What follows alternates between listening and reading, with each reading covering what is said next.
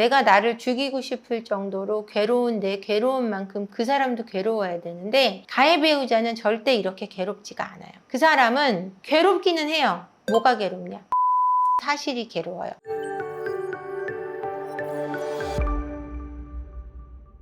안녕하세요. 세포언니 한지연입니다. 오늘은 피해 배우자분들, 특히 아내분들이 힘들어하는 점에 대한 이야기를 나눠보려고 합니다. 가장 힘들어하는 점을 제가 좀 뽑아봤습니다. 제가 상담을 많이 하다 보니까 피해를 입은 피해 배우자분들, 특히 아내분들이 오셔서 본인의 감정을 많이 토로를 하세요. 너무너무 힘들다고 얘기하는 것들, 이 부분에 대해서 좀 알려드릴게요. 가해 배우자분들이 보신다면 여러 가지로 많은 위로가 필요하다는 사실을 좀 깨우치시길 바랍니다. 일단 제일 힘들어하는 점은 그 여자와 나눈 섹스입니다. 그 여자와 섹스를 나눴을 때 어땠을지에 대한 상상이 너무 많이 돼서 그 상상 속에서 나오지를 못해서 너무너무 괴롭다는 말씀을 많이 하세요. 두 번째는 그 여자에게 돈을 너무 많이 썼을 때, 우리 집에 와야 되는 돈인데 그 돈이 다 그 여자에게 갔다는 사실, 그 여자에게 너무 많이 투자를 했다는 사실에 상처를 입습니다. 세 번째는 가장 큰 건데요. 그 여자와 일상을 나누었다는 것을 너무너무 괴로워하세요. 이 일상을 나누었다는 것이 왜 가장 괴롭냐면, 섹스를 했다는 것보다, 돈을 많이 쓴 것보다 일상을 나누었다는 것이 이 아내들을 못 견디게 만드는데요. 나와 나누어야 되는 마음을 그 여자와 나누었다는 것을 용서할 수 없는 겁니다. 내게 주어야 되는 정서적인 사랑을 그 여자에게는 마음껏 주고 내게는 거짓말을 하면서 단절을 시도했다는 점이 이 아내분들의 마음을 너무나 아프게 하는 거죠. 왜 일상일까라는 생각을 하실 것 같아요.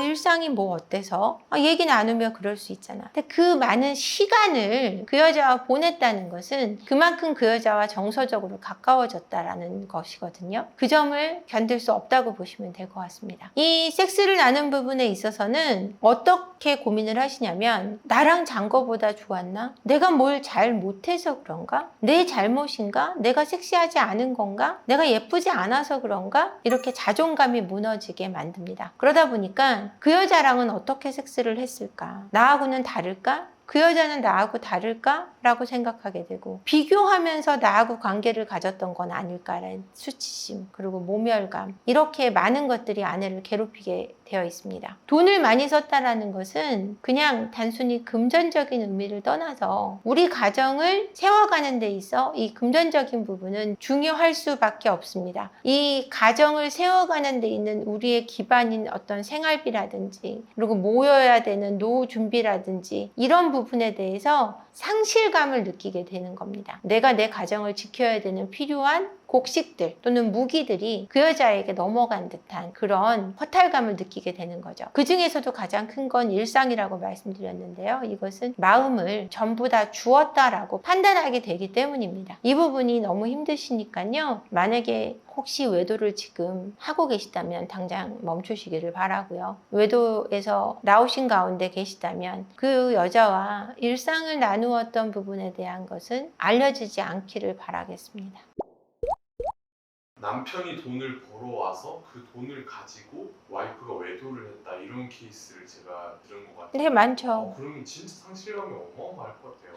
근데 보통 전업주부로 계시는 분들도 외도를 하는 경우가 종종 있기 때문에, 그거는 남편이 돈을 벌어와서 그 돈으로 외도를 한 거잖아요. 그러다 보니까 남편분들의 상실감이 엄청나죠. 왜냐면 나는 돈 벌어다 주는 기계였고, 나하고 해야 되는 섹스나 어떤 이런 부분은 그 남자랑 돈을 써가면서 했다라는 점이 남편의 분노를 거의 멈출 수 없게 만드는 부분이 되죠. 내가 번 돈으로 더 그랬다면, 그 남자에게 옷을 사주고 차를 사주고 이랬다면 내가 뭐하고 살았지? 라는 생각을 할 수밖에 없을 것 같습니다. 바람 피우는 남편에게 다시는 바람 피우지 않겠다는 각서를 받아내고 싶다는 그런 사연을 봤어요. 근데 이게 도움이 될까요?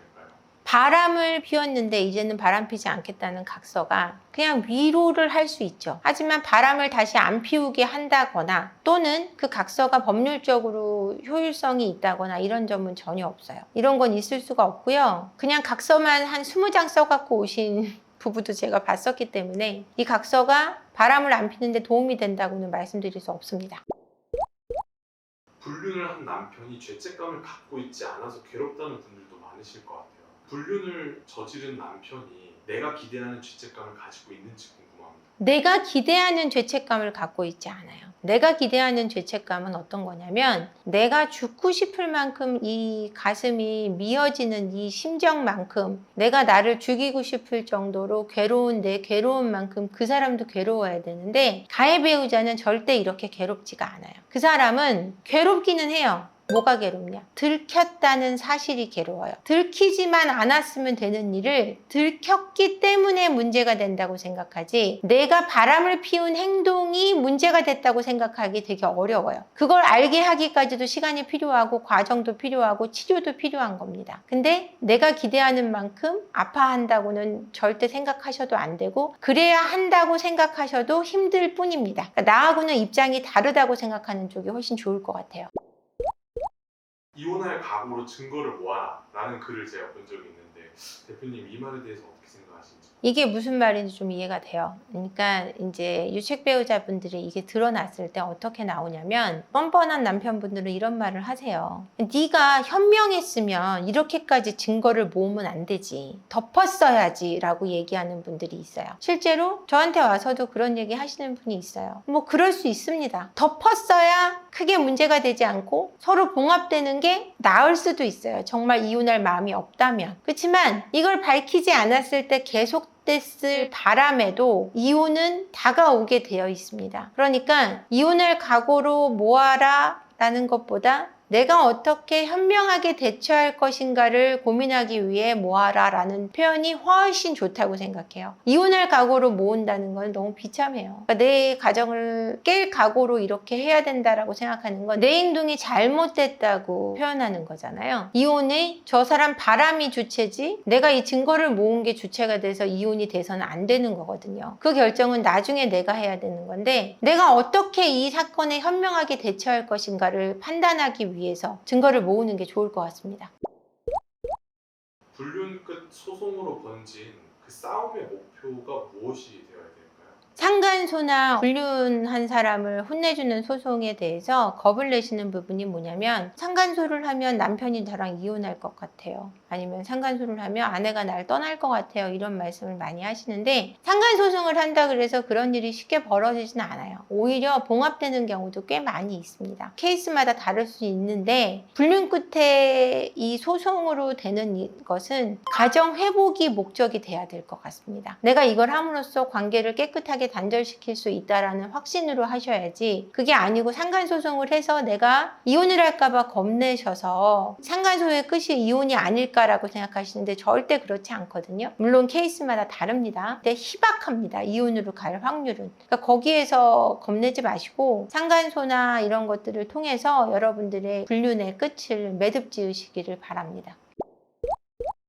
나를 더 이상 사랑하지 않는다는 그 사실 때문에 괴로워하시는 분들도 많을 것 같아요. 나를 더 이상 사랑하지 않는다는 그 비참함은 너무너무 잘 알고 있습니다. 지금까지 나를 매일 사랑한다고 했던 사람이 불륜을 내가 알았다는 사실 때문에 나를 외면하고 있는 것. 그들이 부끄러워서 그렇거든요. 더 이상 날 사랑할 자격이 없다고 생각할 수도 있어요. 그리고 사랑을 해봤자 본인도 사랑을 돌려받을 수 없다라는 패배의식 때문일 수도 있습니다. 그렇기 때문에 그것에 매여서 아무것도 못하고 계신 분들도 계시거든요. 그럴 때가 아니라 내가 사랑받을 수 있는 가장 좋은 대상은 나거든요. 내가 나를 사랑할 때 그 누구가 나를 사랑하던 사랑하지 않던 내 가치가 떨어지는 건 아닙니다. 남편의 사랑을 받지 못할 때 우리는 굉장히 가치가 없어졌다고 느껴질 수도 있을 것 같아요. 하지만 그 마음에서 나오셔서 내가 더 나를 사랑할 수 있는 방향을 찾으셔야 됩니다. 그래야 이 상황에서 일어서실 수 있어요. 아내가 남편을 바라면서 가장 힘겨워하는 것은 남편이 다른 여자와 몸을 나누었다는 사실과 돈을 너무 많이 썼다는 사실, 그리고 가장 힘겨워하는 부분은 일상을 나누었다라는 진실입니다. 이것으로 인해서 여러분들 고통스러워 하시는데 이걸 가만히 들여다보면 마음 아픈 일일 수밖에 없습니다. 하지만 여기서 마음 아프다고 여러분들이 주저앉아 계시면 그 안에서 나오실 수 없어요. 우리가 어떻게 해결할 것인가의 문제 해결에 집중을 하셔서 여러분들의 가정을 훌륭히 지키시길 바랍니다. 오늘 영상 끝까지 봐주셔서 감사하고요. 구독과 좋아요, 댓글 많이 남겨주시고 알림 설정도 같이 부탁드릴게요. 고맙습니다.